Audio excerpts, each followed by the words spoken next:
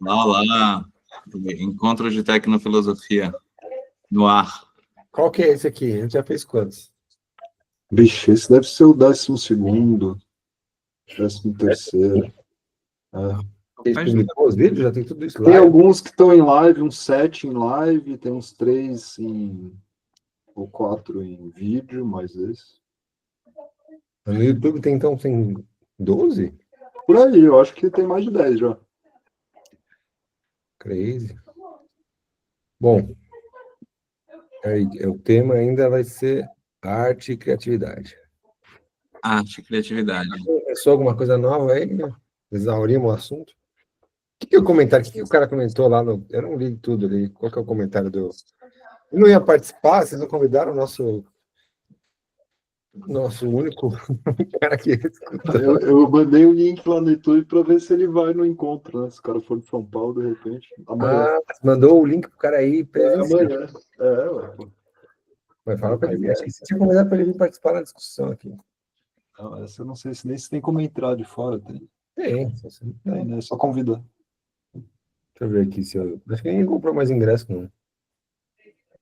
Infinity Play. Bom. E dos quantos temos de público? No nosso canal? Não, no nosso meetup amanhã ao vivo. É aqueles lá, não chegou mais nenhum ingresso para mim aqui. Deixa eu ver se eu acho.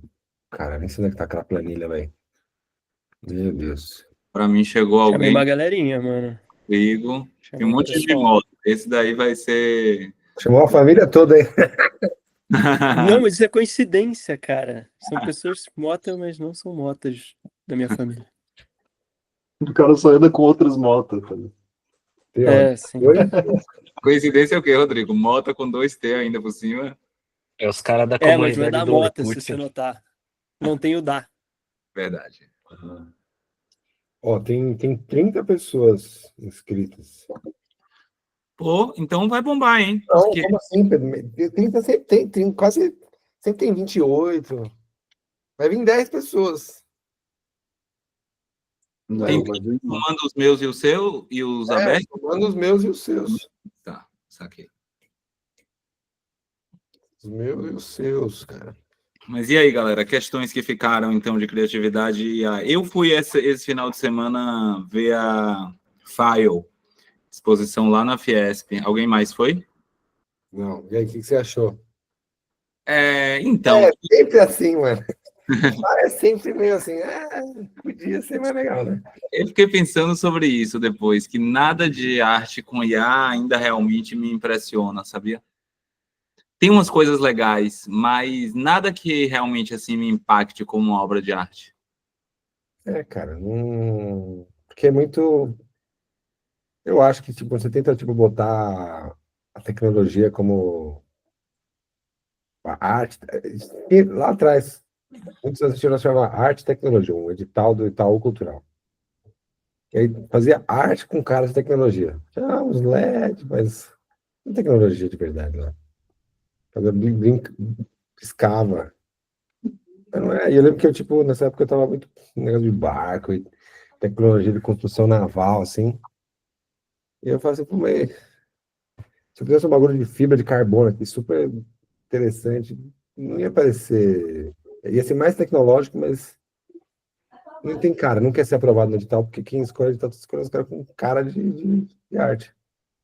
Tecnologia, né? Imagina que tem lá, se tinha lá, tinha uns vídeos, umas coisas generativas, umas projeções nas paredes. Exatamente. Cara, assim... E umas coisas de interação que também a gente já viu. Então, até já fizemos no meetup, lá no primeiro meetup, na festa do ano passado, aquele negócio que você interage com o movimento, ele vai reproduzindo na tela. Realmente nada incrível, assim. Você diz assim, porra, isso aqui é um negócio de arte foda. É técnica, não é o conceito, sabe? Tipo, é mais uma técnica, mais uma vez. Já foi feita 1 trilhão de vezes. Só que, tipo, é o que de algum lugar tá meio que nesse lugar comum. A gente tá... Às vezes, quando você para muito fazer uma coisa conceitual, Pode ser que use tecnologia, pode ser que esteja discutindo questões tecnológicas. Talvez não tenha cara de. E Fiesp também não é um lugar assim de arte muito high-end, né? Convenhamos. Fiesp é Fiesp, é negócio da indústria. Tá focado ali em indústria. Mas é a mostra, acho, mais importante, né, brasileira de IA, eu acho. Mostra das ideias não é mais importante. Eu acho que é o que tem de É a mais. única que talvez vai ter lá. Que é a mais importante, porque é a única. Na corrida só tem um participante, você é o primeiro e o último.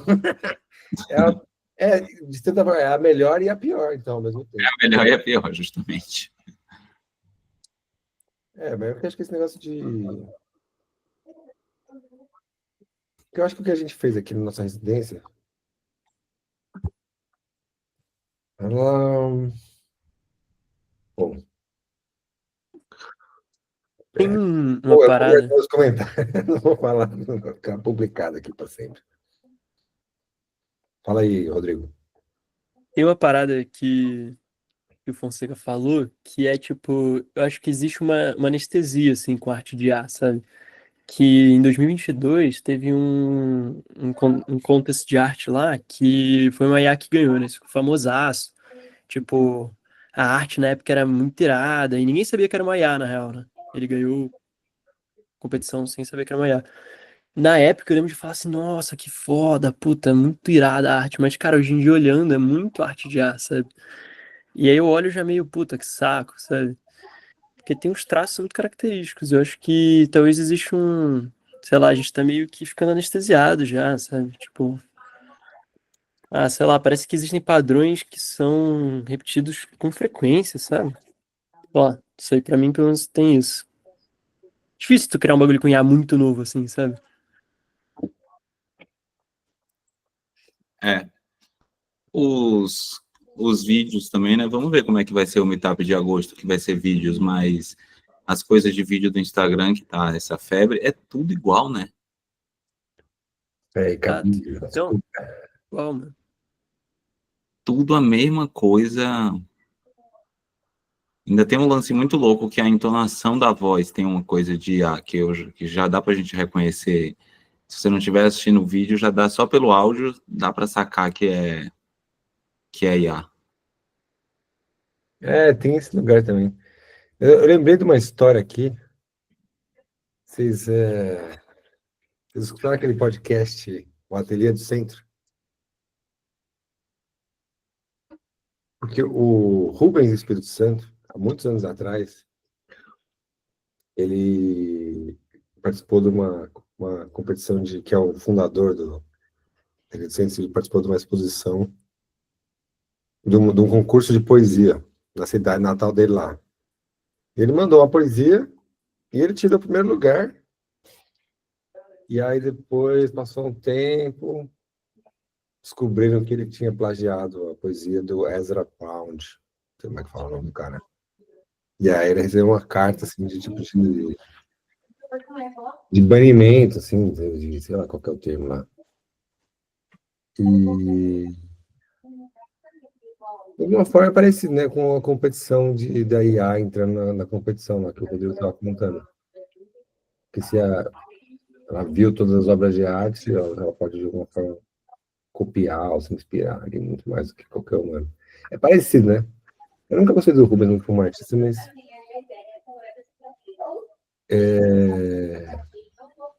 me lembrou essa história, assim. Eu não sei se ele considerava que a carta de rejeição dele era a obra final. E assim, quando eu ouvi esse podcast, estava vendo a história do podcast, né? Falei assim, você conhece a Teoria do Centro? Eu falei, não conheço, mas não, escuta esse podcast. Aí comecei a escutar o podcast. Aí tava meio dormindo, assim, escutando o primeiro episódio, assim. Aí, quando termina o episódio, o cara fala, então, aí o fundador era o Rubens Espírito Santo. Eu conheço o Rubens, porque o Rubens era casado com uma colega de faculdade minha. E eu fui na Teoria do Centro quando eles fundaram lá, assim. Eu lembro de ter ficado chocado. Aí eu olhei agora na Wikipédia e ele foi condenado a 15 anos. Caralho, sério? Eu vi, mas não sabia se Nossa, mas eles nem noticiaram. Crime, assim? Hã? Criminoso, assim, condenado criminalmente? Os bagulho que ele fez lá dentro desse ateliê, se você escutar o podcast, você vai entender. Ah, É, o bagulho Calma aí, bizarro. o ateliê do centro é aquele da Consolação lá? Ali na. É na Epitácio Pessoa, mas fechou, né? É do lado do Cara, eu não sei restaurante qual que mais é. antigo de São Paulo, que é o melhor restaurante, provavelmente. Chama Carlino. Vale muito a pena aí, ó. Vocês podiam. Carlino, vocês escutarem, vocês podiam patrocinar aqui. Não, que foi, a gente foi no team building? É, esse aí. É, É do lado, né? Que aí terminava o Cintitura assim, que era o ateliê do centro. nossa, que rango foi bom. Cara, eu nunca ouvi falar desse ateliê do centro, velho. É, porque é um negócio mais nichado ali, né? Nunca foi um negócio muito famoso, não. Esse cara só ficou famoso mesmo depois desse podcast. Irado. Mas Pô, mas é. teve um bagulho que você falou, ô Terra, que eu achei curioso. Que é um bagulho que reflete às vezes. Tipo, você falou assim, mas às vezes o que ele considerava artístico de fato era a carta de rejeição do fim, sabe? Tipo, o valor artístico tá aí, e não na fato da cópia. É, porque Eu no não fim do dia, sei. tipo. Ah, Eu tenho que ver a história dentro dessa carta, assim. Mas eu acho que talvez ele deve ter se aproveitado, mas eu acho que se ele não tivesse recebido a carta, o plano não era vou receber uma carta um dia. Era tipo, só escrever lá. De alguma forma, assim, você lê a poesia, ela também faz parte de você. É um negócio meio estranho lá. O Rubens era um cara hum, meio. Por que que Era- o artista vai precisar de IA? Pra quê, né, velho? Hã? Conceito tem que ser. Para que um artista vai precisar de IA para construir o negócio dele? Conceito tem que ser alguma coisa que faça sentido usar essa ferramenta. Se for só para usar também, vira hum. luz piscando. Eu acho que não tem ainda muito isso. As pessoas Então, vão eu acho usar essa ferramenta para fazer alguma coisa que faça sentido conceitualmente, entendeu? Porque parece que qualquer coisa que você vai usar perde o sentido conceitual, vira tudo IA. Eu acho que esse é o lance que eu senti na File, que não é uma coisa que a pessoa usa aquele material, porque aquele material é o É que um vai. artesanato tecnológico visual. Um É um artesanato artesanato tecnológico tecnológico. É visual. uma boa descrição. É um É isso. artesanato. Nem sei se é tecnológico. Artesanato é uma boa descrição. Porque as coisas que você faz só porque adiantado. Visual, né? Que gera um efeito visual, mas mais para o artesanato, porque acho que é isso, né? A arte precisa ter um conceito por trás. Eu não sei se estou errado, mas acho que o conceito é importante, né? Então, para que você vai usar a IA como uma ferramenta para tentar mostrar um conceito? Por que você usaria a IA para isso? Mas mesmo na tentativa de, tipo, usar o conceito da IA, no nosso edital aqui, tinha essa questão. Vamos que a pessoa tem que, tipo, talvez usar o conceito da IA, ou de alguma forma ter IA na formulação. Mas assim, é difícil você tentar forçar uma cara a cair numa linha ali, né? Tipo, você já está filtrando para um viés ali, né? E não sei se essas obras criadas na residência todas são artes, tem IA, o conceito da IA. Qual que é o conceito da IA? Né? A gente não discute o conceito deles. Uhum. Nossa, um conceito que eu tenho pensado muito na IA é assim, a IA como futuro. Assim, eu estava vendo outro dia uma palestra de um cara que ele fala assim, provavelmente a inteligência no universo ela se concentra em pockets, tem bolsões no universo onde evolui a inteligência. A Terra é um deles, entendeu? Que a gente está desenvolvendo inteligência. E talvez o futuro de todas essas inteligências seja desenvolver a inteligência artificial, que vai ser a inteligência das inteligências que pode explorar e ser e assim prevalecer mesmo que nós humanos não consigamos, entendeu? Tem, a, tem, E esse é um conceito interessante para as IAs, eu achei. tem esse conceito aí, porque tipo, os humanos são o bootloader. Das IAs. E é isso. É um negócio que vai transcender a gente. Nossa primeira função é startar esse processo de criação de uma nova inteligência. Mas acho que por enquanto ainda não. Acho que ainda está Muito incipiente, né? um pouco ainda meio vazio ali mesmo. Como o Pedro Fonseca me falou, não tem alma. Talvez nunca vá ter, porque talvez eu a entendo. inteligência não Eu necessite de uma entendo. alma. A inteligência pura talvez não necessite de uma alma, né? Eu acho que não precisa. Não Mas eu entendo que precisa. tem alguma coisa que falta ali, né? Elas não têm. Falta o senso de Não humor. tem alma. A gente entende o que é alma, né? No final, apesar da gente não conseguir definir, acho que todo mundo meio entende o que é. Que a gente, para mim, quer dizer, eu nem acredito, mas eu entendo. E eu vejo Pois essa é. falta. Então. Como secretário, eu consigo ver que falta um negócio ali. Mesmo sendo fã, assim, da IA, tem uma coisa que tá faltando ali, velho. Mas talvez não precise, né? Para ser muito inteligente, talvez não precise da alma. Mas Talvez seja a gente criar essa inteligência maior mesmo. vamos ouvir o nosso participante aí, mais recente aí, Gabriel Castro. E eu estava pensando é que quando você vai trabalhar IA como conceito, é muito mais fácil fazer um conceito interessante. A parte da autocrítica. Porque, cara, pensando, por exemplo, em colocar robô, colocar em qualquer coisa de performance em arte, eu acho que o que ficou mais senso comum, que virou até meme, é aquele robô que ele varria o próprio sangue. Ah, eu vi esse aí. Onde que eu vi esse robô, cara? Será que foi É acho que eu vi na uma. Alemanha, Ele ficava só. em Berlim, talvez. É um rodo que fica dentro de um negócio de vidro, assim, varrendo o sangue para cima dele, assim, puxando o sangue. Pô, parece que Ele é um robô muito usado na indústria. É um robozão, é um Kuka gigante, é um Kuka enorme. Pô, todo mundo tem dinheiro pra comprar os Cuca, menos a gente, velho. Aí, Um mano. Kuka daqueles de 300 Tô há quilos de tantos anos peso. tentando comprar um desse aí. Achei que era dessa vez. Deixa eu ver se eu acho o nome da performance. É mais um performance do que um objeto em si. Cara, mas É eu acho óleo que que essa. ele Essa recolhe. performance faz sentido, porque é uma coisa interminável, que ele puxa e o sangue escorre e ele continua puxando, é meio que uma coisa de enxugar gelo, É assim, ótimo. né? Acho que é um. Irado, mano.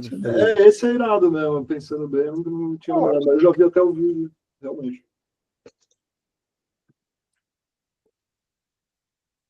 Vamos convidar esse cara aqui, ó, para ver se ele participa do podcast aí, Pedro. Uhum. Bora. Chama Sun Yang and Peng Yu. Da hora, Onde velho. que tá essa obra? Eu não sei se ela é fixa num lugar. Guggenheim? Cara, tem um label assim, arte. Ah, então foi em Nova York que eu vi. Então foi isso. Manda o nome do cara aí no chat. É o Guggenheim de Nova York, né? Vou mandar aqui, É ó. lá mesmo, foi lá mesmo. Cara. Mas e aí, Cássio? Não entendi. Qual que é a conclusão final, afinal? Tá mutado. A conclusão final é que é isso. É muito mais fácil, eu acho, você ter um conceito que ele é autocrítico. Acho que isso já é uma coisa que já tem histórico na arte. Qual que é, E qualquer... qual que é o conceito crítico aqui desse robô aí? Eu acho que por usar um robô que ele é tão comum na indústria, que já teve, que ele tem essa pegada tanto de substituir a mão de obra humana, como também diminuir acidentes de trabalho. E a própria mecanização do trabalho. E o nome, né? O nome da obra é Can't Help Myself. Então, acho que fecha o ciclo no sentido de que, cara, é isso, é difícil você fazer uma coisa com alma, né? Então, o que resta aí é a performance cíclica que não tem um sentido produtivo final. É mais a questão do processo, da repetição. Cara, eu achei Da nossa foda educação. demais, mano. Caraca, é muito maneiro essa obra. E eu fiquei viajando aqui também, Faz tempo tipo, já, essa é ideia antigo. de. Porra, sério? Que irado, velho. Porque eu fiquei pensando também, tipo assim, eu acho que ele traz muita reflexão sobre a interação máquina-homem, né? Porque no fim do dia, mano, sei lá, até pensando em as máquinas fazendo o trabalho que os humanos não querem fazer e ela tá com o rodinho puxando sangue, sabe? Assim, sei lá, cara. Sinistro.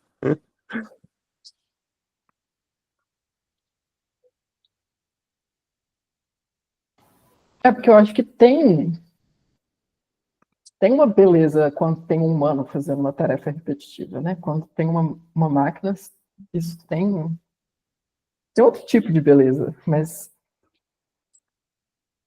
acho que essa, essa obra em específico ela pega bastante nisso.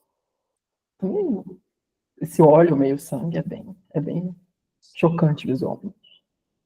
Então, é pouco digital, né? É É pouco o quê? pouco digital, é pouca. É um. É uma mistura entre físico e digital, né? Isso que é legal, né? Essa coisa do robô permite, né? Porque quando é só digital, uma imagem só digital, né? Como é que você faz uma imagem digital, um artista usar um gerador de imagem, um modelo de Fusion, para criar uma coisa que seja legal, que não tenha essa cara? Esse aí não, esse aí é uma interação entre mundo físico e AI, não sei. Agora, como ferramenta, porque não é que o cara usou um modelo para fazer isso aí, ele teve uma pesquisa de robótica, uma pesquisa de conceito, uma pesquisa de materiais para ele fazer qual material ia ser o sangue, né? Uma interação. Não é AI, na verdade, né? Inclusive é de 2016 essa Não parada. sei, pode ser que não, pode ser que seja só o posicionamento, né? Que É, ele vai mudando e Ah, puxando, eu mudando peguei e aqui umas computer vision, ó, visual recognition, sensors, uhum. então tem, pô. system to examine. Acho que é image detection ali. Tá aqui. São algoritmos mais clássicos, né? É fácil de detectar o fundo branco do sangue vermelho para saber onde está escorrendo. Mas acho que tem outra coisa que para mim traz uma potência que é mais o feedback, porque às vezes essas exposições interativas eu vejo que não tem um feedback mais interessante, uma coisa retroalimentada mesmo. Porque se você vê a interação só como entrada, saída, e você não está causando um efeito na obra, né? Um efeito palpável, ah, eu acho que essa parte de gamificação perde um pouco o apelo. Então, tem muita obra que eu vejo que é isso. Ela te lê, produz alguma coisa e fica por isso mesmo. Mas não tem a tréplica. Cara, tem uma outra camada aqui nesse robô que você mandou aí, é que às vezes ele vai limpar o sangue assim no chão com o rodo e ele espirra no vidro das pessoas que estão olhando, sabe? Assustador, cara. Tinha uma, Voz girada, né? tinha uma, sei lá, muitos anos atrás, teve uma Bienal que tinha um robô que ele atirava aqueles discos de. Que o cara usa, joga pro ar e dá tiro. Tinha um robô que ficava atirando, assim, no vidro. Era muito parecido, assim, o formato, assim. Tipo, esse robô que fica limpando sangue, você quer, tipo, um robô que dava tiro no vidro, assim. Era um vidro à prova de bala. E ficava lá. Eu não lembro quantos anos fazem isso. Deve fazer. Ah, mais de 20, viu? Não, mais de 20 não. Uns 20 anos atrás. Na Bienal teve esse robô. E era isso de ficar jogando. Mas eu queria entender a tréplica aí. Você acha que a obra de arte você tem que ficar discutindo com ela? Eu acho que sim.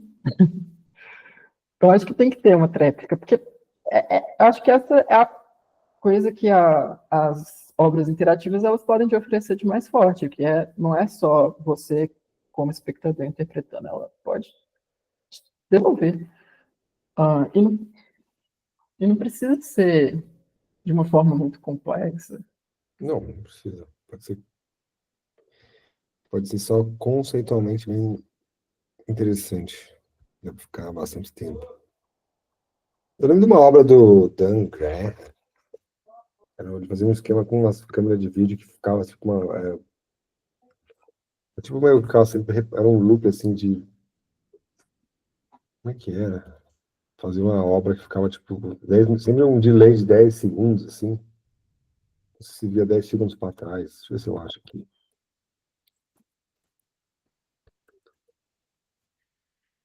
Será que é Dan Graham, cara?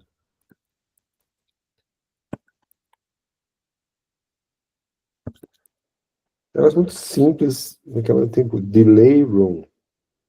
Dan Graham. É isso.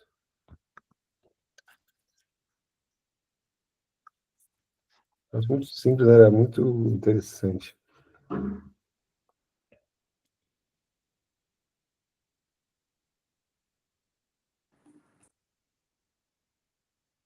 Tinha que ler aqui, eu não vou lembrar de jeito, mas.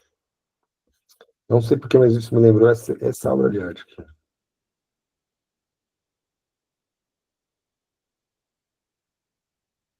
É essa.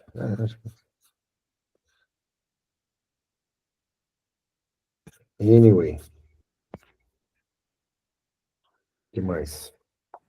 Tá mudo, Pedro, Setúbal. Abre no share screen pra gente ver, porque daí dá para quem tá Tá. assistindo ver também. Melhor. Vamos ler aqui.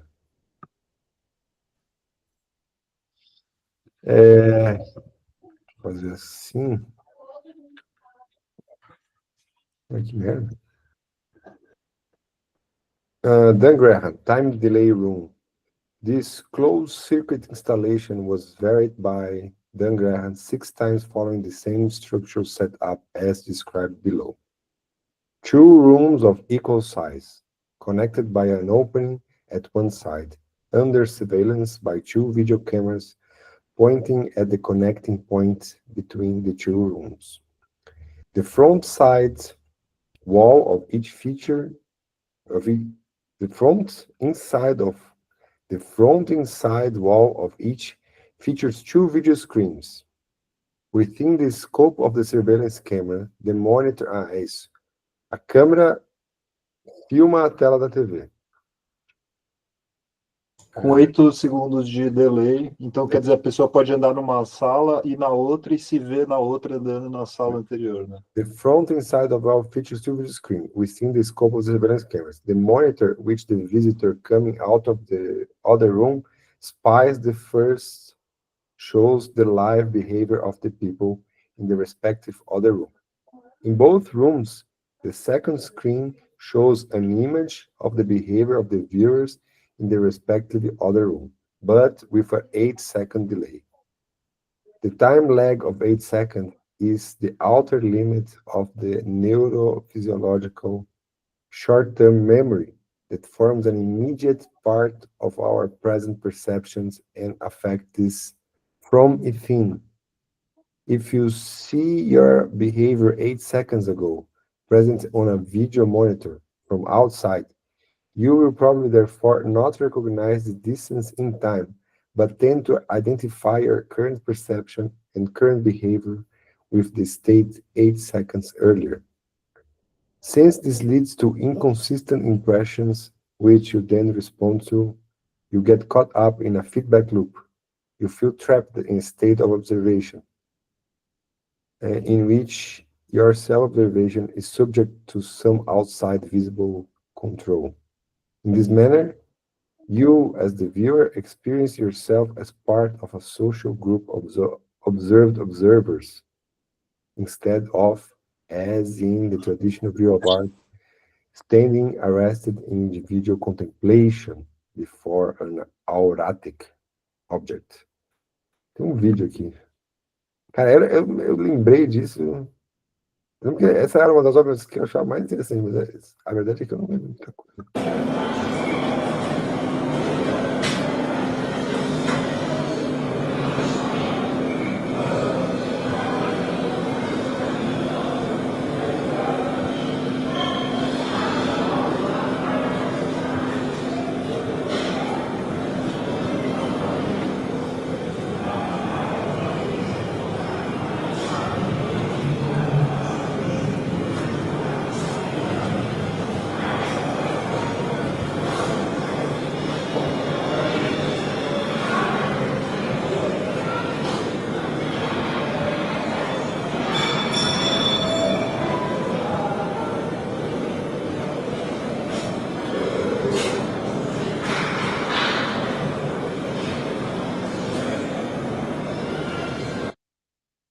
Parece uma coisa meio realidades paralelas.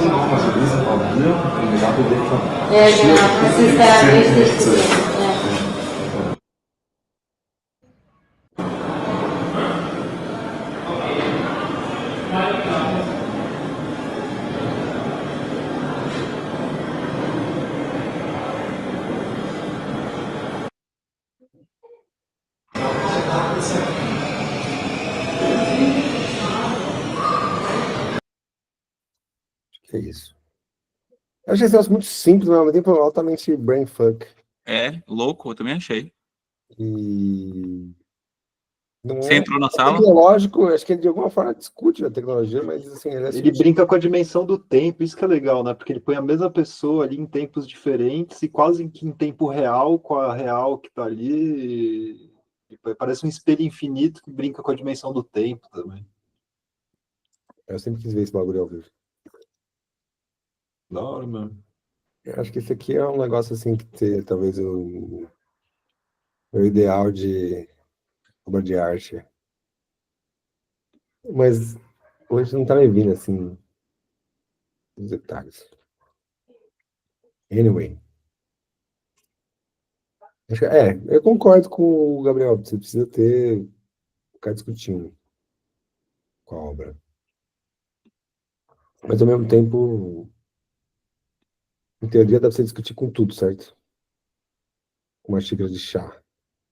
Você pode estar discutindo. Não depende da obra.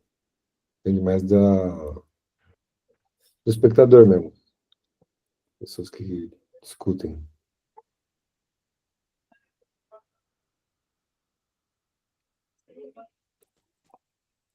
Dito isso, é possível a AI criar obra de arte?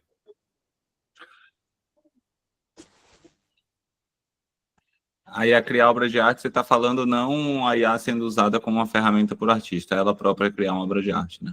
É, sim. Ela decidiu uma obra. Se um humano, se eu perguntasse para uma AI, a gente nunca ia saber, tá ligado? Que ela foi criada por uma AI. Mas um humano vai lá e fala assim, eu quero uma obra de arte. Conceitual, bacanuda, que vai ser aceita no A parte conceitual vai ser a parte mais fácil para ela. Ou é mais fácil. Não, porque, mano, esse conceito Não, ao bullshit que o artista fica de criar. Eu lembrava na minha faculdade lá, eu lembrava a galera ficava dias, meses discutindo conceito, atrás de conceito, atrás de conceito. Aí mostrava um negócio lá, você falava que bosta. Puta conceito, Cara, é uma se bosta. ela gerasse um bagulho assim tão bom quanto essa obra do Dan Graham aí, beleza, eu ia estar satisfeito. Falar assim, agora sim, mano. Agora vai. Mas eu acho que ela não cria um negócio tão bom quanto isso. Conceito tem que acompanhar um troço. Ela pode de assistir, criação, o bagulho, né? você fica lá vendo esses 8 segundos para trás. Quando eu fiz a minha demo do Cloud aqui na empresa lá, eu até tentei fazer um negócio assim, né? Faz um negócio que fica de 8 segundos para trás. Ele até fez um negócio, mas não era muito bom. Cara, uma provocação aqui então. Será que, tipo, uma IA realmente sozinha, assim, ela não consegue? Mas se tiver uma população de IAs que possam debater entre si, sabe? Interagir entre si e criar alguma Cara, emergência entre elas, sabe? você leu já aquele paper lá? Ah, Como é que é o nome? Agentic? Como é que é o nome daquele paper lá do SimCity de AI? tem isso, cara? SimCity. Porra, velho, você tá por fora. Caraca, esse é o tipo de paper que eu adoraria ler. Generative Agents, porra. Esse é o paper pra você, que eu vou te mandar o link. Manda aí, manda aí. Vou te mandar o Cara, Generative então, mas Agents. eu acho que. Mano, eu acho que São essa é a 25 parada, agentes cara. morando num SimCity, cada um com uma personalidade diferente, e eles organizam uma festa de Valentine's Day sozinhos, as pessoas vão na festa, um cara convida uma menina para ir na festa com ele, e tem um cara que é o PhD student, tá ouvindo? Aham, O PhD tô student, vendo ele aqui. decide não ir, porque ele quer escrever no doutorado.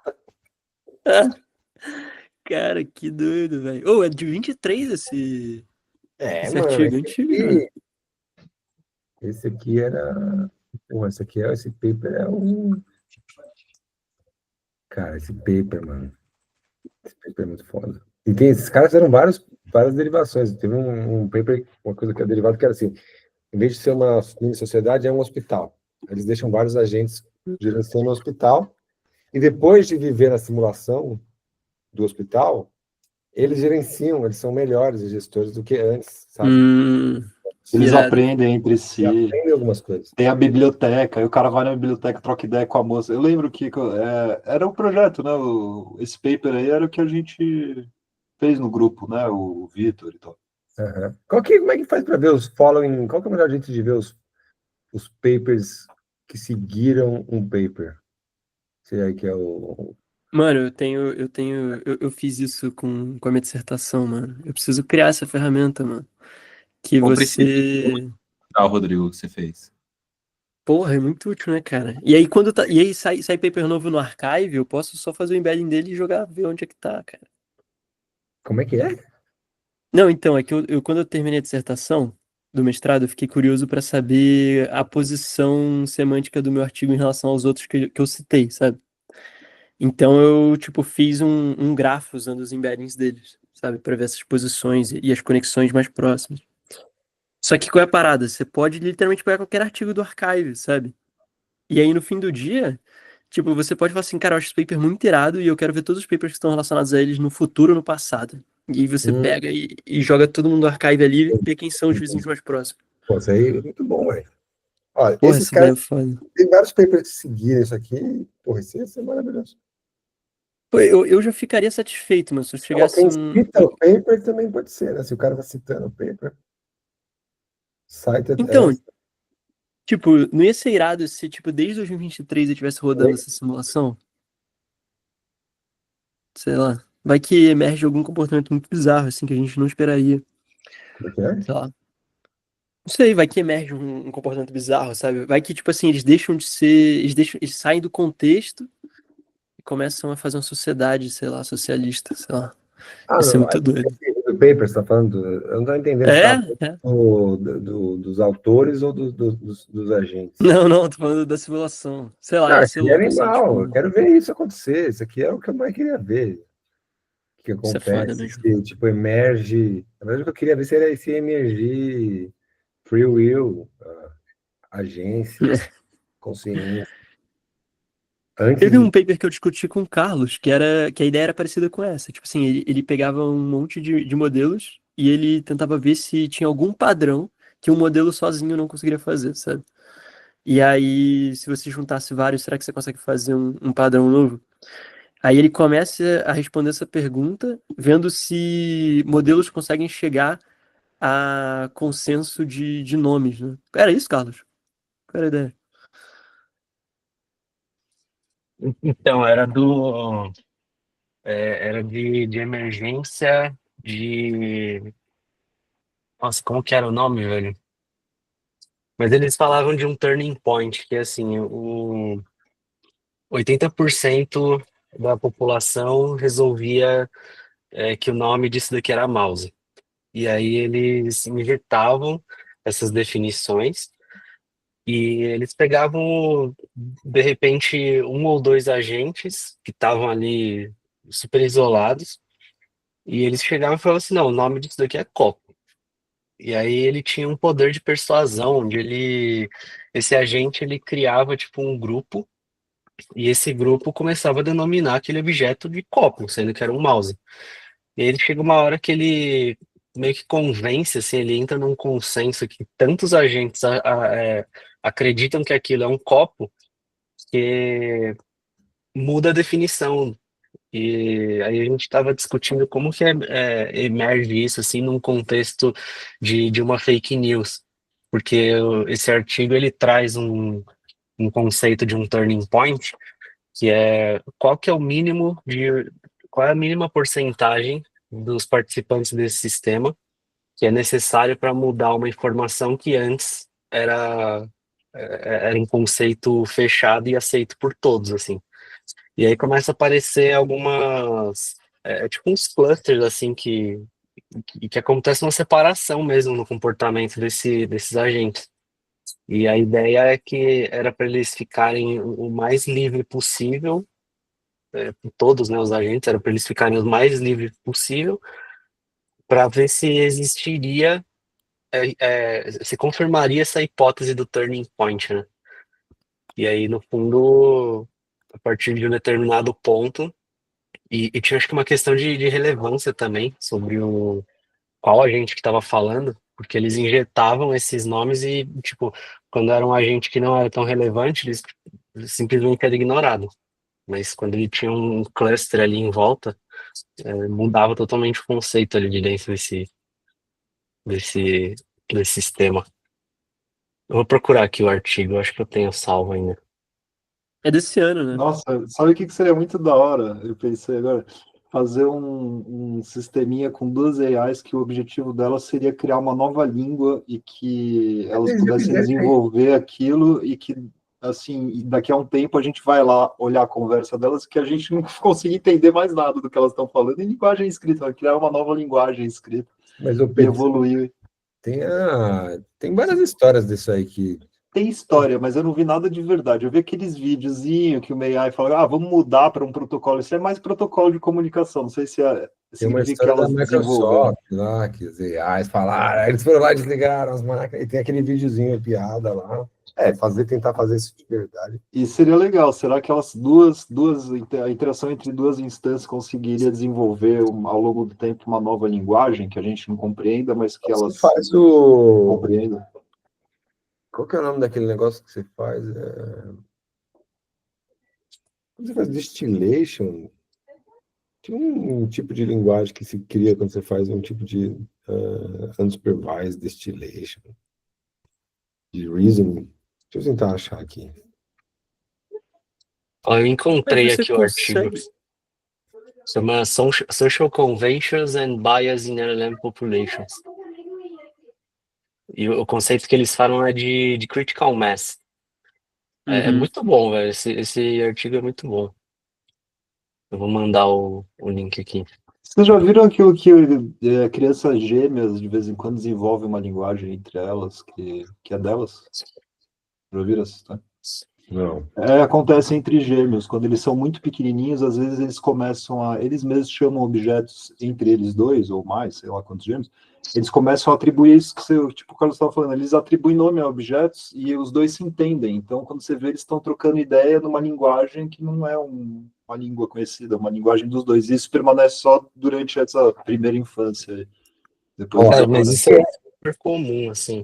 Isso é super comum. Eu cresci com dois irmãos gêmeos que eles tinham algumas questões, tipo, sabe aquela coisa que quando você, sei lá, você cresceu junto com alguém, um amigo de infância que às vezes você tá numa situação que só de olhar, assim, você já sabe o que um tá pensando. Só que eles tinham isso, assim, era um nível estupidamente acima, que eles tinham alguns Isso é gestos. linguagem, né? Oi? Mas você acha que isso é linguagem? Tipo assim, se eu olhar pra sua cara, eu já sacava o que você quer dizer linguagem. Nossa, com eles era foda, porque, tipo, a gente fazia aula de inglês, por exemplo. E sempre Linguagem tem tinha... que ser falada? Não, mas não era Não falado, tem era assim, necessariamente. era gestos, assim, tipo, um jeito de mexer a cabeça, piscar o olho e levantar o ombro. Isso significava alguma coisa pra eles, assim, entre eles dois, e era um negócio muito bizarro, velho.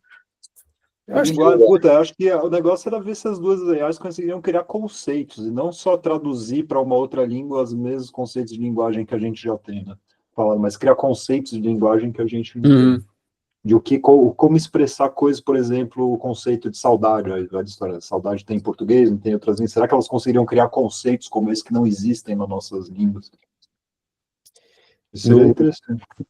Tem aquele paper do análise do DeepSeek R10. Nesse paper, o cara discute um conceito que é que chama DSL, Domain Specific Language, que é um tipo de linguagem que não necessariamente os humanos vão entender, que é uma que acontece a partir do processo de reinforcement learning, quando você está treinando para resolver uma tarefa lá, tipo chain of thought. Então, chain of thought, normalmente, você vai estar usando, quando é supervisado por humanos, vai estar usando palavras que fazem sentido para os humanos. O humano revisa e fala, isso aqui faz sentido. Se você faz 100 humanos no rolê, ele acaba criando uns tokens ali no meio do thinking que não necessariamente fazem sentido para o humano. São as coisas que ele fez, umas etapas que ele fez para conseguir chegar na solução. Eu lembro que eu fiquei muito intrigado, por isso eu fiquei falando com o ChatGPT assim, Ele me deu umas explicações, assim, mas eu acho que é possível, através de reinforcement learning, de alguns processos, você criar esses chunks de coisas ali que seriam... Agora, eu não sei se é linguagem, porque ele está criando meio que sozinho com ele mesmo ali. Mas ele está usando para se comunicar com ele mesmo, né, no fim, é Para um jeito pensar, né? dele para pensar, né? A gente pensa em linguagem também. Mas É. o louco é que. Eu vou compartilhar a tela, então, Maifa. Vou compartilhar o link com vocês. Mas tem uma parada aí que eu acho que, ô Terra, tem um debate que tá super recente agora, que eu não sei se você viu, que é da IMO, que é da Olimpíada de Matemática. Teve a Olimpíada de Matemática em 2025 e aí o pessoal começou a testar os modelos na Olimpíada, porque acabou de ser os resultados. E aí, tipo, eles falam de uma coisa que é unbiased datasets, porque no fim do dia, tipo, se tiveram problemas que na base de treinamento a solução meio que já foi explorada em alguma forma, ele é um biased dataset, sabe? Então eles estavam tentando achar exemplos de matemática que não estão com certeza no training set, sabe? Quais são os exercícios de matemática que não estão? E aí algumas big techs dessas, elas estão, tipo, dizendo que elas conseguiram, tipo, fazer matemática nova. Mas sei lá, cara. Enfim, eu não sei, eu acho que é um pouco nesse lugar, sabe? Será que ela criou uma nova linha de raciocínio que a Conceito gente novo, nunca né? viu em nenhum momento? É, exato, sabe? Porque é isso que precisa, né? Para criar coisa nova é um conceito novo, é uma Não, não palavra que sei. exprime um Se ele conceito. pensou para criar Se coisa ela. nova. Precisa de botar random. Cara, mutação. Não precisa ter um conceito, não. Você bota um negócio randômico. A ideia da lógica da residência artística, cara, vamos botar coisa randômica e ver se isso, alguém tem uma ideia diferente. Não precisa de um Sim, mas ela tem que acertar, né? Essa é a parada da matemática, porque você tem um ground truth, que é o resultado. se você fizer isso várias vezes, uma hora alguma coisa vai acertar, certo? Tem uma coisa que eles suspeitaram que foi o seguinte: tinha um exercício que era muito, muito difícil, e aí ela fez uma dedução geométrica que é gigantesca e que provavelmente nenhum ser humano conseguiria fazer por exaustão. Só que é uma coisa que ela já conhecia, porque essa dedução geométrica é um bagulho que tá no training set, sabe? Só que como é que o humano fez, que foi o cara que ganhou o ouro lá? Ele criou uma interpretação nova, sabe? E ele resolveu a questão muito mais rápido. Então, tipo assim, o que eles falaram assim, pô, será que ela não tá só reproduzindo o que ela sabe infinitamente até chegar no resultado? Entendeu? Né? E aí Aí foi eu um pouco penso esse como todos os questionamento. modelos de linguagem, eu fiquei pensando agora também, como os modelos são todos treinados em texto, né, em linguagem falada. A gente, na nossa língua, a gente está preso aos conceitos que ela tem. Por exemplo, de novo, a questão a saudade, que em inglês não vai ter uma palavra que exprime como exprime em português. Então, a gente tem esse conceito. Será que tipo, a gente não consegue, a partir disso, dos nossos conceitos da linguagem que as AIs estão atreladas, limitados, os conceitos limitados que a nossa linguagem tem, né? Talvez a gente não enxergue porque a gente usa, mas a falta de conceitos extras não tem como chegar com coisas novas. Ela precisa. É a mesma coisa, né? No final, criar um conceito novo na linguagem ou criar um conceito novo na matemática. Uhum. Mas eu ainda acho que para criar uma coisa nova. Cara, quanto do que a gente faz aqui, a gente não tá só, tipo, também reproduzindo aquilo que a gente aprendeu, sabe? Várias vezes eu me vejo contando a mesma história. Falando as mesmas coisas o tempo inteiro, falando, desculpa, mano, cara, tô repetindo aqui. São coisas que eu ouvi uma vez, que fazem sentido para mim, e fico reproduzindo. Para alguma coisa nova tem que ser tipo, mano, colisão de ideia. Pega uma coisa randômica, bota e talvez aí vou tentar. Como que seria pensar nesse problema sobre essa ótica, talvez da cognição, assim, ou dessa ótica da antropologia, ou eu não sei, tentar olhar como seriam as coisas de um jeito diferente. Para mim, esse é o jeito de fazer. Mas não é uma coisa nova, é só um exercício de justapor coisas um pouco exóticas, que parece um pouco parecido com a mutação do código genético ali. Você bota um erro lá, um ruído e vê o que acontece. Dito isso, o que você tinha falado, Pedro? Você tinha falado alguma coisa aí antes que eu queria falar isso. Sobre ser original, não acho que está saindo nada muito novo, nunca. Então, a pergunta é assim, o que a gente tem de diferente? Eu acho que, lembrei, tem um moleque que era muitos anos, um menino que era um gênio, um gênio da matemática lá, que tipo, foi para Harvard quando tinha 12 anos de idade, 14, uma coisa assim. E ele descrevia como é que ele pensava nos problemas matemáticos. Eu lembro que ele mostrava assim, ele tinha uns triângulos. Ah, é assim que eu faço a multiplicação. Tipo, ele pega um triângulo e fazer uma translação, assim. Então, ele consegue ver o triângulo, quanto que é, sei lá, 3 vezes 3. Ele pegava o triângulo e, tipo, botava, sobrepunha dois triângulos e de alguma forma chegava a um resultado visual, assim. Que é uma coisa que a gente consegue fazer porque a gente consegue imaginar imagens. As AIs, de fato, hoje em dia estão só nos tokens. Então, ela não está vendo os triângulos se sobrepõem para fazer uma multiplicação. Que aí acho que é realmente mais limitado. É isso. É isso que eu, que eu falei. Nossa, eu posso só fazer um comentário rapidão? Pode. Eu tenho visto algumas coisas sobre altas habilidades e tal. E tem eu estava vendo essa pesquisa francesa que tem sobre filos cognitivos, né? E aí estavam explicando o que são as altas habilidades, ou as pessoas com superdotação, que vêm com ideias novas, e o que significa, mas o que são essas pesquisas mais novas. E essa pesquisa de filo cognitivo francesa é interessante, porque ela vem com dois tipos de pessoas. Mas uma coisa importante sobre altas habilidades e superdotação é que não existe um superdotado geral, ela sempre é acompanhada de um assunto específico em que aquela pessoa tem uma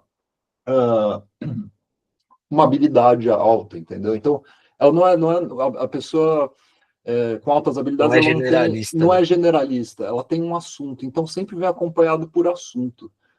Aí eu fiquei pensando no Generative Agents, né?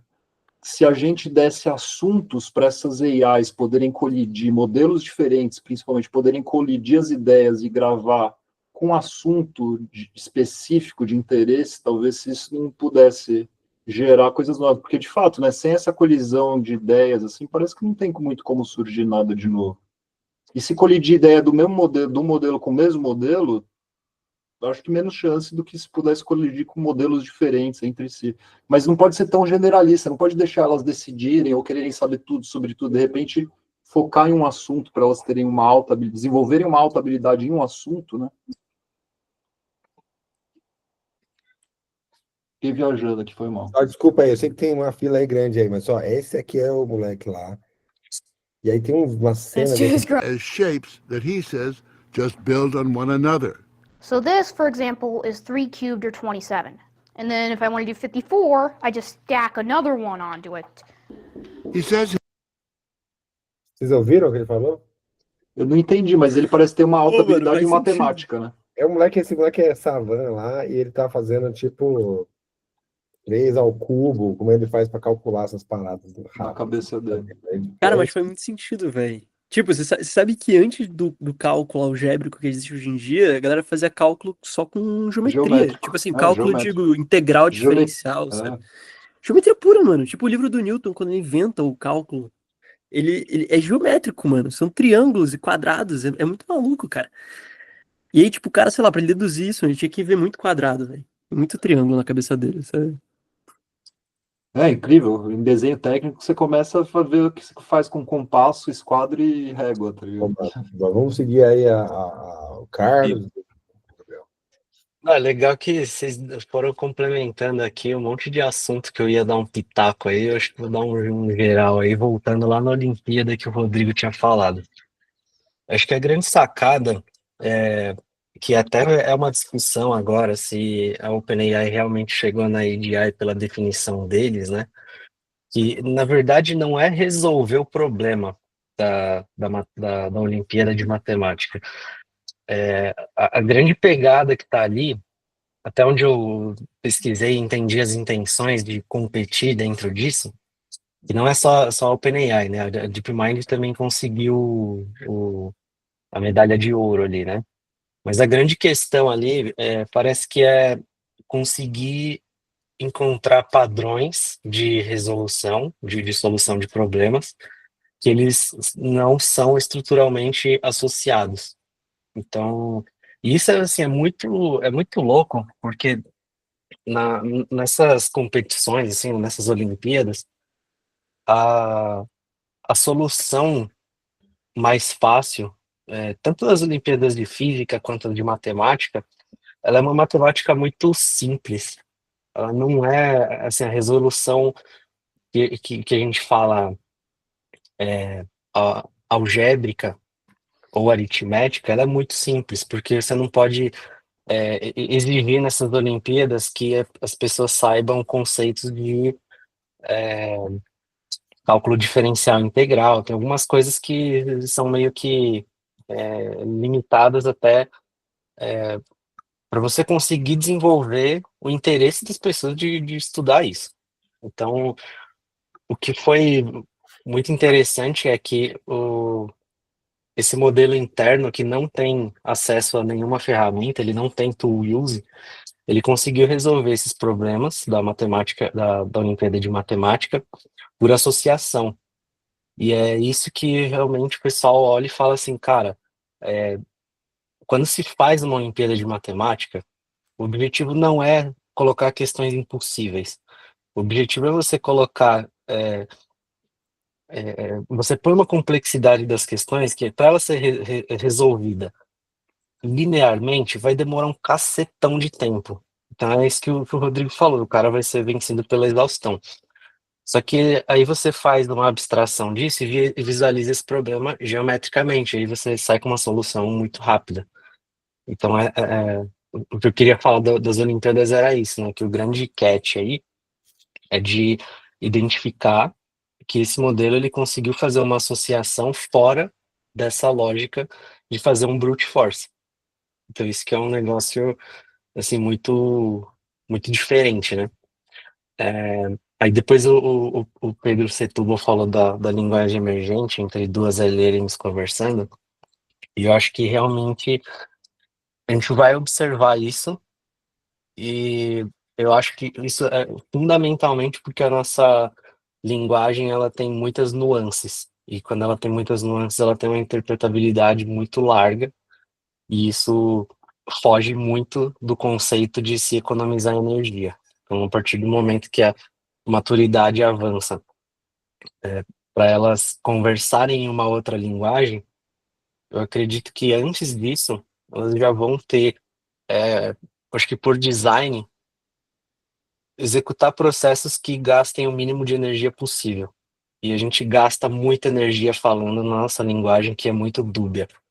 Então, talvez nasça aí uma Comunica linguagem mal, a gente comunica mal, né? Porque a e gente fala uma coisa e comunica o outro mal. sempre entende o errado. E o outro vai sempre levar de Exatamente. errado ainda mais. E quando você olha o código, pelo ponto de vista determinístico, não interessa quem está lendo, sempre é o mesmo resultado. E isso eu acho que é uma coisa assim para você observar, né?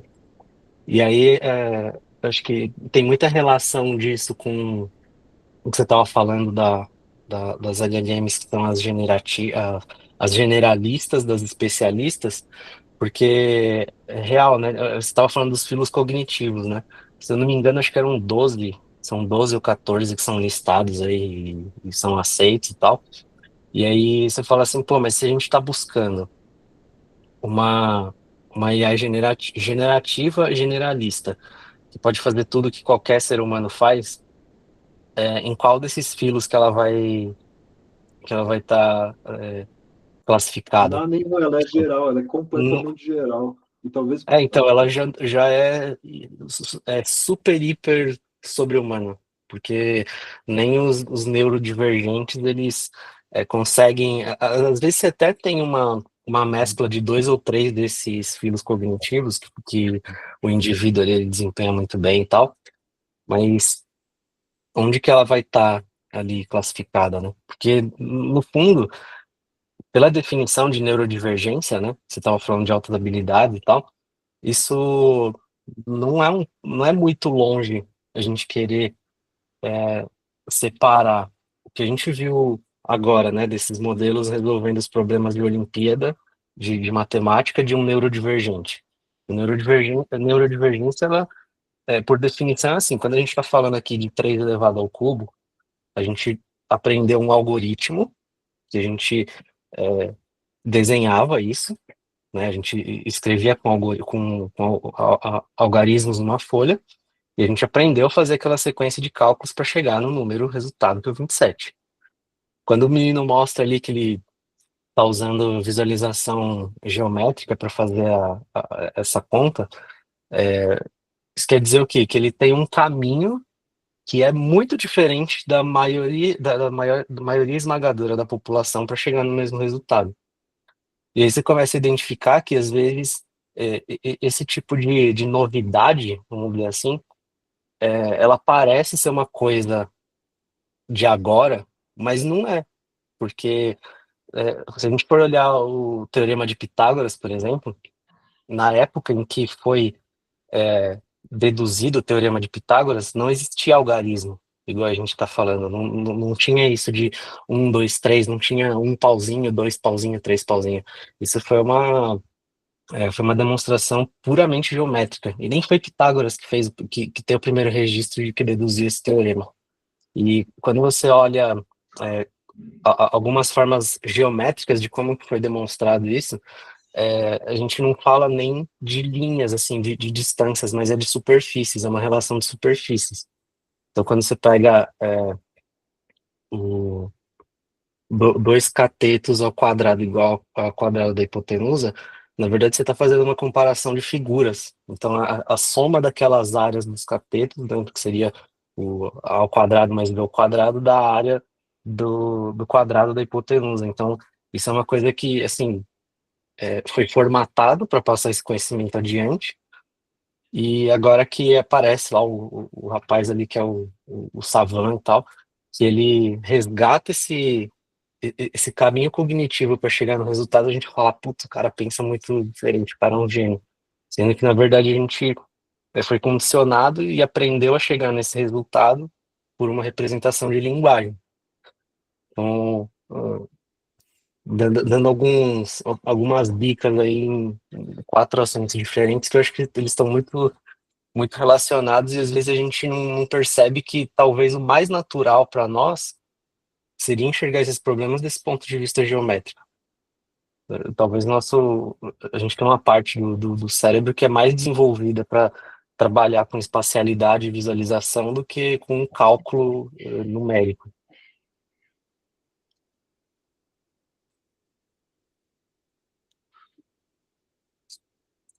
E eu não vou concluir nada com isso, tá? Só Foi muito deep, mano. Você nem consegue a tréplica aí. Não tem.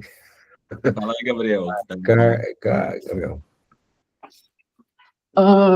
Cara, eu acho que sobre esse assunto de linguagem, eu acho que já está bem claro que as LLMs elas têm uma linguagem própria, né? Já está no senso comum o texto de LLM.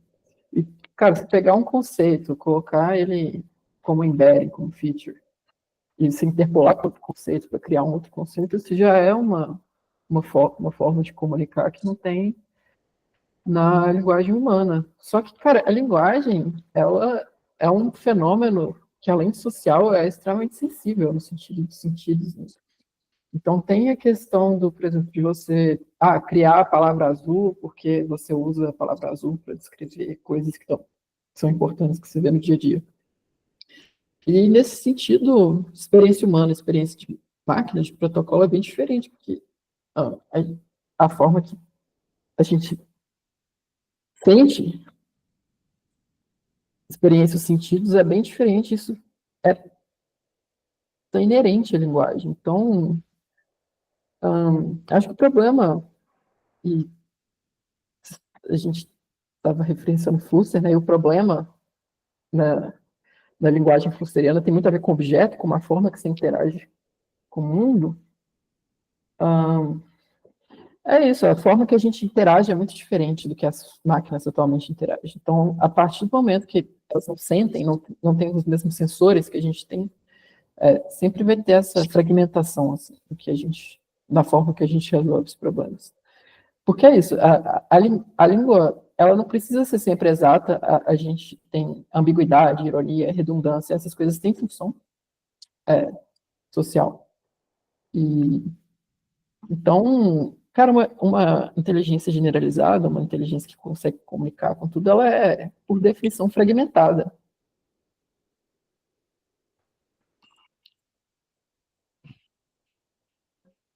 Inclusive, Muito bom. no encontro passado, a Lina trouxe, né, essa questão de precisar de um corpo, né, para ver interpretar esses estímulos aí. Dizem que a gente está entrando na Sim. era do aprendizado por experiência, né? Que esse que vai ser o grande breakthrough, assim, das AIs, vai ser o aprendizado por experiência. Pois Então, é, mano, tipo... Ah, foi mal. Fala aí, Pedro. não, eu ia dizer que ainda precisa de muita coisa, na real, né? Eu estava pensando aqui quando a gente estava falando das Olimpíadas de Matemática e da performance dela, que beleza, é incrível. Ao mesmo tempo, quando o Pedro Terra, no Meetup, aí fez pediu para ela decalcar um labirinto simplíssimo, ela não conseguia Uhum. conhecer aquela imagem, né? Então tem muita coisa ainda que ela precisa.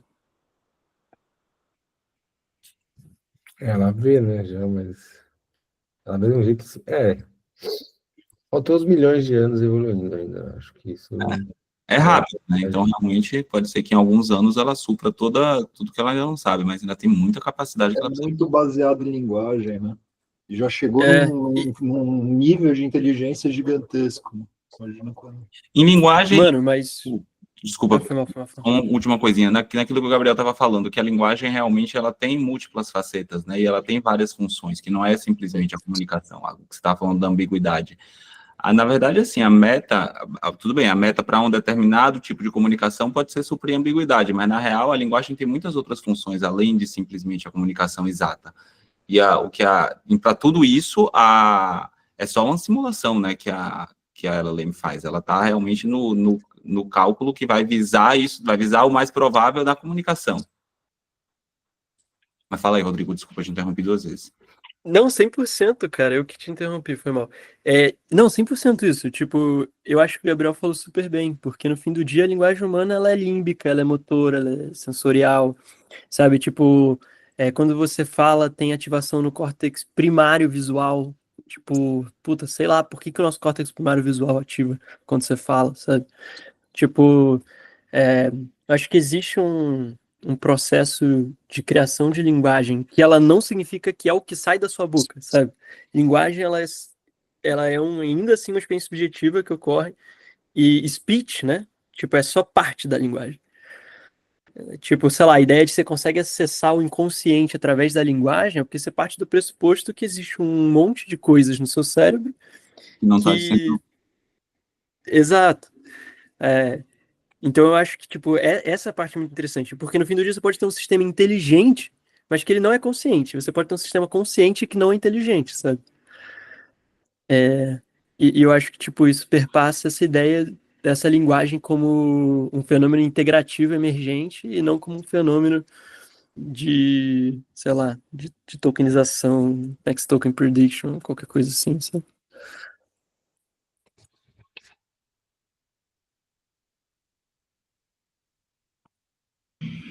Vai lá, Carlos. Eu queria só contribuir com mais 10 centavos aí do que o Setúbal falou, da era da experiência. Eu me lembrei agora de uma questão da Olimpíada Paulista de Física de 2012, eu acho, 2011, que acho que uma LLM não conseguiria resolver enquanto ela não entendesse o conceito de cansaço. Então, o enunciado era alguma coisa mais ou menos assim.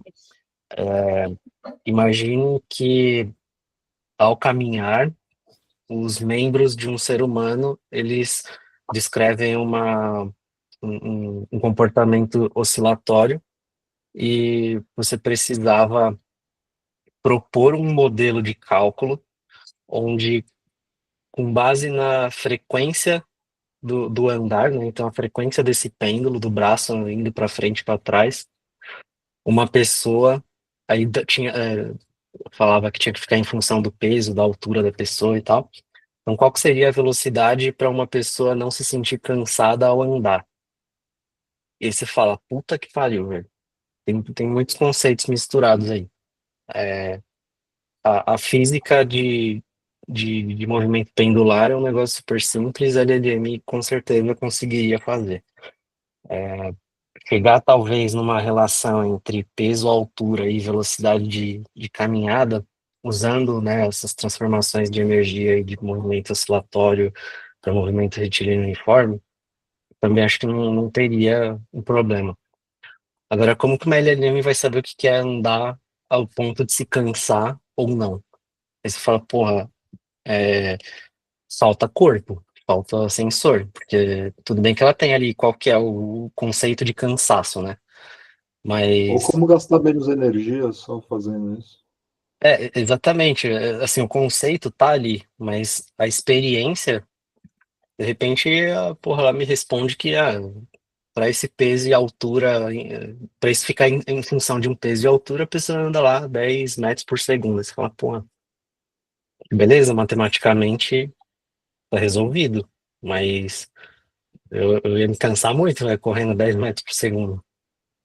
Então, eu acho que falta um pouco essa questão de informações que elas são coletadas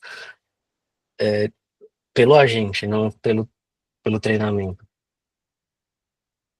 Acho que isso é uma questão interessante, assim, como que a gente resolveria isso? Será que talvez só com simulações já dá para a gente fazer um bootload nesse tipo de estudo? Mano, eu acho que a gente ia criar um benchmark que vai ser o Fonseca fazendo análise no robô, mano. Já E aí tentei, quando. Não, então, exatamente. ficou Porque melhor, você eu não foi consegui. a régua de alma, né? É, Galera, eu vou precisar sair aqui agora. Até amanhã. É o PSOL, probabilidade de alma. Boa. Maravilhoso. Ainda bem que eu ainda estava Eu vou aqui. falar um negócio, mano. Esse cara que comentou no nosso último post ali, no nosso último vídeo, porque agora eu tô tentando fazer algum comentário inteligente, se alguém comentar alguma coisa de novo. Agora é isso que é melhor você não ter, mano.